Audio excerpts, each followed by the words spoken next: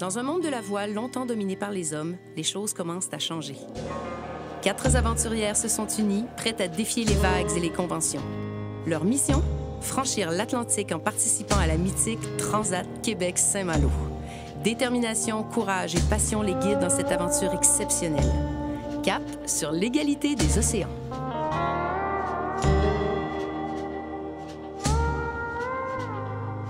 Pour nous, c'était important. On voulait un équipage 100% féminin. On voulait rentrer dans l'histoire. On est parti avec des filles qui avaient le goût de s'inscrire dans ça, là. Parce que c'est pas facile. Puis souvent, je le dis, pourquoi que les filles, il faut toujours que ce soit plus difficile que les gars? J'en ai 2 qui n'ont pas de salaire depuis 4 mois. Il y en a qui se sont fait couper leur salaire aussi parce qu'elles partaient. Elles ont fait des gros sacrifices. Voilà, il faut qu'on récupère un petit peu de cette première traversée. Ouais, il y a de la fatigue, hein. C'est 15 jours avec peu de sommeil et puis beaucoup de concentration. Donc là, il faut déjà qu'on récupère un peu de ça. Effectivement, il y a un petit peu de boulot sur le bateau, mais pas grand-chose. Et puis après, on a surtout envie d'être en forme pour le village de course à Québec, pour voir du monde, pour présenter le projet, pour être bien présente. Donc on se laisse 15 jours pour un peu récupérer de fatigue.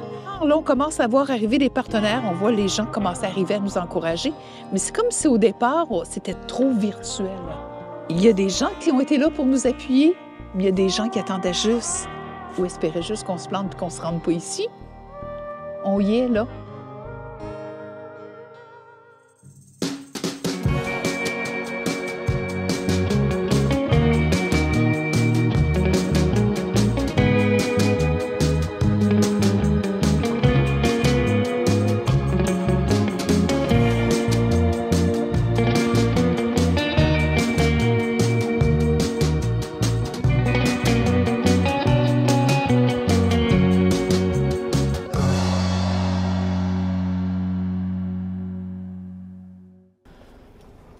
On peut tout enlever sauf la garde et la pointe avant. Celle-ci, on peut la virer. Et puis celle qui est à l'avant, elle pourra libérer dès que je suis en place. Le bateau va se décaler tout seul gentiment et je mettrai des gaz. Vous voyez ce que je veux dire? Quand tu veux, Gwen.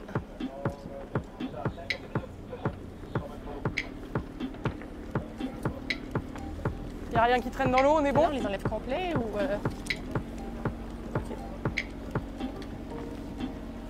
Je m'appelle Julia Vira et je suis skipper du bateau Equinox du Femina Ocean Challenge. L'équipe va bien, on est concentré, on est motivé, donc il faut savoir qu'on est quand même une équipe avec, on va dire, peu d'expérience collective, parce que les filles n'ont jamais fait de course au large. Moi, j'en fais depuis quelques années, mais c'est pas non plus mon univers de prédilection à la base.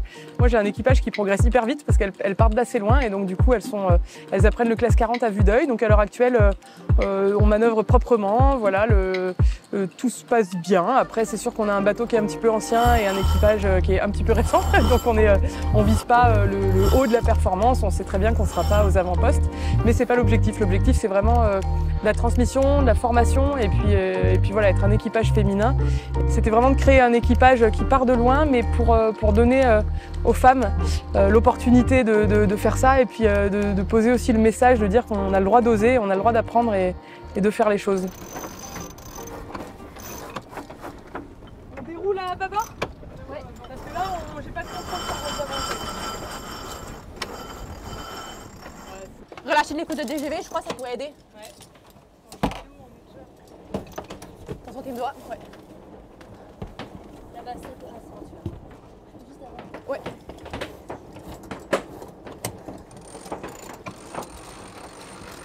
Go, go, go.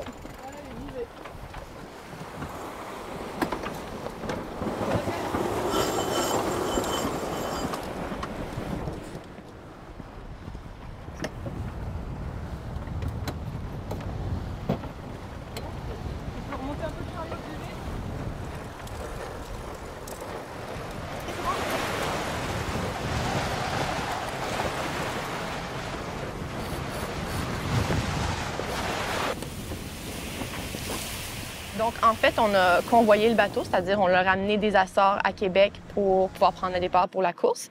Et ça nous a servi aussi d'occasion pour être toutes les 4 ensemble qui sommes dans le projet sur le bateau et travailler sur notre cohésion d'équipe, notre communication, nos manœuvres, technique, puis apprendre à se connaître aussi. Donc, on a passé 18 jours dans l'océan. Mon nom, c'est Coralie Vidcock. Je suis une athlète qui vient de Montréal. C'est ma première expérience de course au large. Donc, c'est sûr que d'après ce que j'ai suivi puis ce que j'ai vu, je pense qu'il y a eu beaucoup de progrès puis beaucoup d'améliorations, mais on a encore beaucoup de travail à faire par rapport à l'équité puis à la crédibilité des femmes aussi dans le sport en général. Moi, mon expérience est plus au niveau de voile olympique, mais c'est sûr qu'à tous les niveaux, je pense qu'il y a encore du travail. Je vais ranger l'adresse quand elle aura fini. Ou alors on se prépare un ski, et on redescend le ski. Tu vas aller chercher le A2. OK. Du coup, je laisse l'adresse là et on prépare le ski.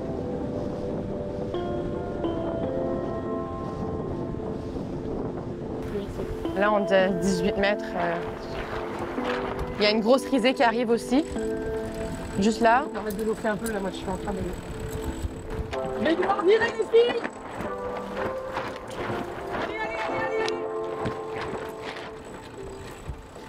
Allez, on va virer. On vire. Comme ça.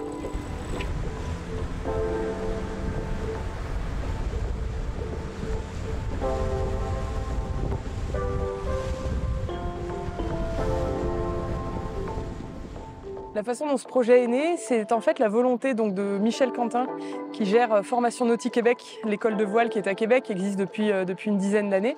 Et donc cette école de voile a vocation à former les gens à la plaisance. Et Michel a eu envie, a eu le projet un petit peu fou de se dire je vais acheter un bateau de course au large et former un équipage qui part de loin, d'un niveau plaisance, on va dire, le former à être capable de naviguer en course au large pour être au départ de la Transat Québec-Saint-Malo.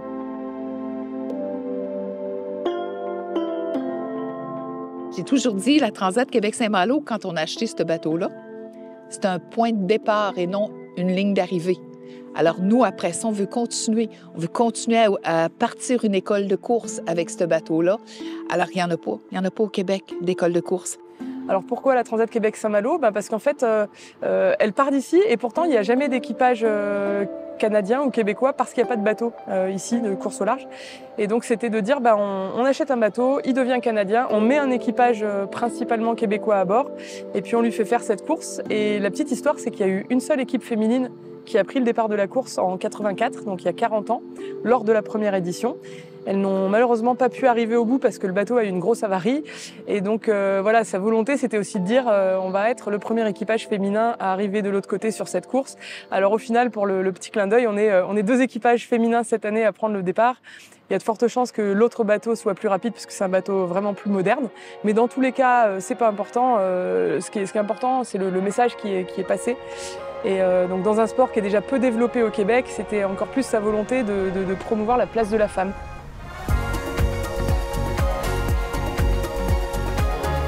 Allez, ça y va. Allez Coralie.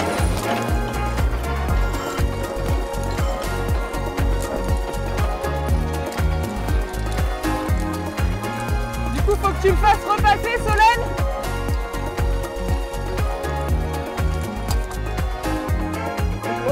Le bord pas trop, tu vas battre. Okay.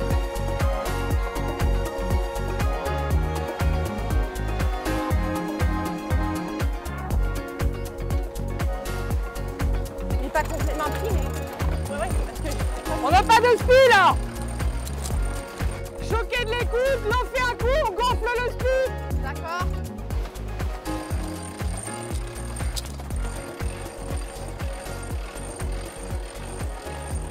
Ouais, je me suis pas rendu compte que j'ai été bloquée.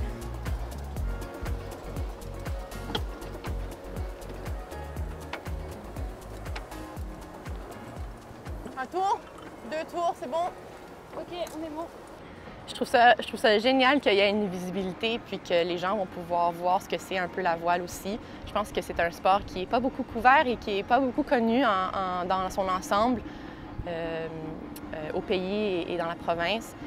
D'offrir une visibilité à la voile, c'est quand même un défi parfois, surtout moi dans mon expérience en voile olympique. Des fois, on est loin au large. J'espère que les gens vont vivre les mêmes sentiments qu'ils voient au départ d'une course de Formule 1 ou de n'importe quel autre sport qui les anime.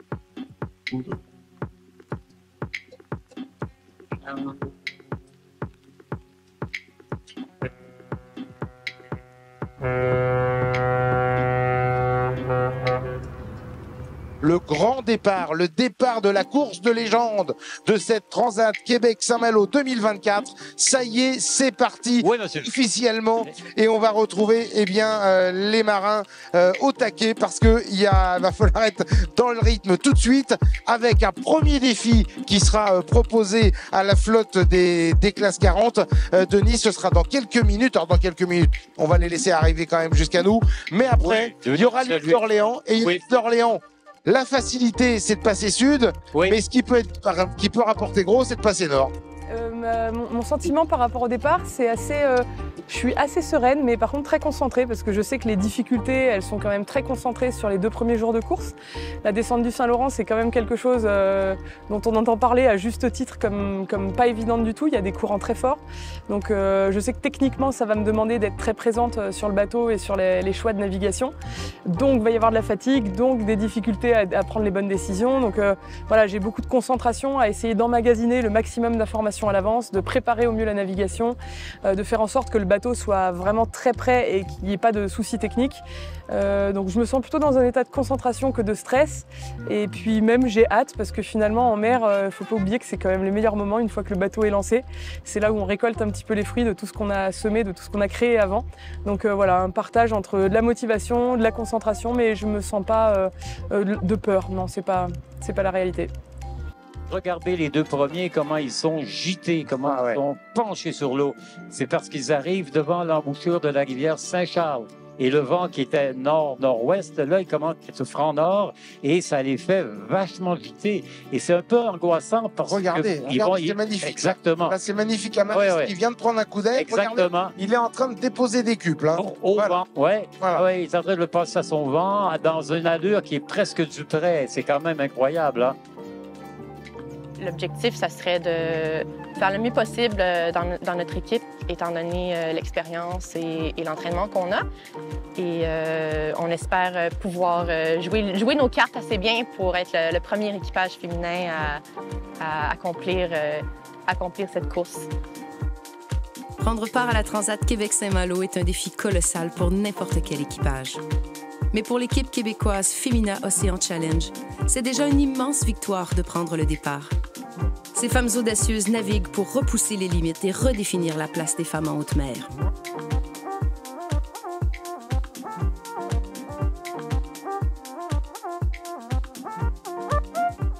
Premier objectif qui est de ne pas casser le bateau et de ne pas avoir de problème au niveau de l'équipage. Donc de ramener tout ça entier sur la ligne d'arrivée. Être sur la ligne d'arrivée, pour nous, c'est premier contrat rempli. Ce sera super, quoi, l'objectif atteint. Après, on a une volonté d'avoir du plaisir parce que c'est aussi important pour être performant de se faire plaisir et d'être heureux d'être là où on est. Et puis après, voilà, c'est le plus possible de communiquer le message duquel on nous a chargé, c'est-à-dire celui qui est lié à Formation Nautique Québec, à tout le projet qu'on incarne, c'est donc d'avoir ces valeurs-là et de pouvoir les appliquer dans le fonctionnement de notre équipage. Ensuite, en termes de technique, donc, on est... À l'heure actuelle, on distingue vraiment les étraves pointues des SCO, des étraves arrondies. Nous ne sommes que 3 bateaux à étraves pointues et avec un bateau parmi les 3 qui est beaucoup plus moderne. Donc on sait qu'on va plutôt jouer avec cette catégorie de bateaux que vraiment avec ceux qui sont aux avant-postes. Néanmoins, voilà, on va essayer de grappiller tout ce qu'on peut grappiller et puis de ne pas faire de cadeaux sur la méthode. Même si voilà, on sait qu'on n'a pas les mêmes avantages que tout le monde, mais c'est pas grave. Juste gardez-nous un peu de place, on est là, n'oubliez pas quoi.